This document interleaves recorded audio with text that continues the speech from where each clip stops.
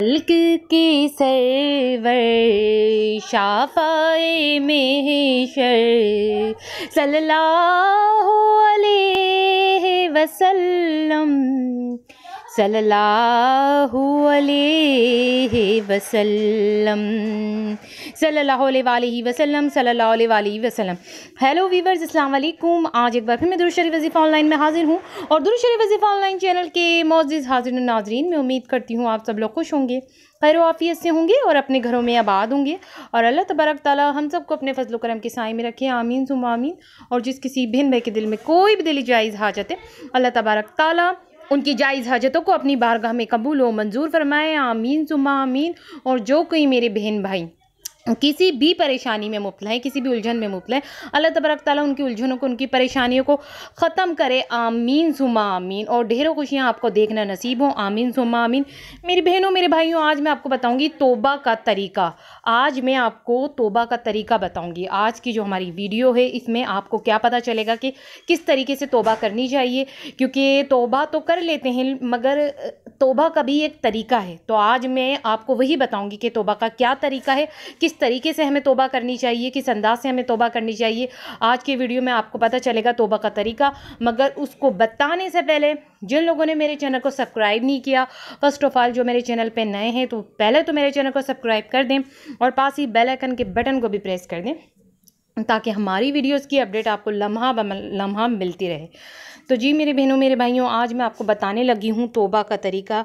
इंसान अपने गुनाहों की तौबा करता है अल्लाह ज़ोजल के सामने, तो उसे किस तरह तौबा करनी चाहिए, उसे इस तरीके से तौबा करनी चाहिए कि सुबहान अल्लाह ज़ोजल रमज़ानुल मुबारक में रहमतों की छम बारिशें और गुनाह सगीरा के कुफ़ारे का समान हो जाता है और गुनाह कबीरा तौबा से माफ़ होते हैं। तौबा करने का तरीका ये है कि जो गुनाह हुआ ख़ास उस गुनाह का ज़िक्र करके, गौर से सुनिएगा, ये बड़े ही काम की बात बता रही हूँ, क्योंकि हम जब तौबा करते हैं बस अल्लाह से कि माफ़ी मांग लेते हैं, मगर ये चीज़ आपको दिल में रखनी चाहिए अगर आप तौबा करें। क्या कहा? जो गुनाह हुआ ख़ास उस गुनाह का ज़िक्र करके दिल की बेजारी और आइंदा उससे बचने का अहद करके तौबा करें। बात समझ में आ रही है? कुछ लोग बस तौबा कर लेते हैं, नहीं, जब आप तौबा करें तो ये भी अल्लाह के सामने इस बात को दिल में रखें कि अल्लाह आइंदा हम इस गुनाह से बचने का अहद करते हैं और वाकई सच्चा पक्का अहद करें कि आइंदा ये गुनाह नहीं करेंगे।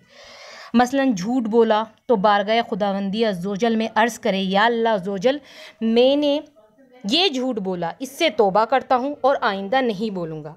अगर उसने झूठ बोलने का गुनाह किया है तो वो इस तरह बोले अल्लाह के सामने कि अल्लाह मैं अब इस झूठ के लिए तौबा करता हूँ, आइंदा झूठ नहीं बोलूँगा।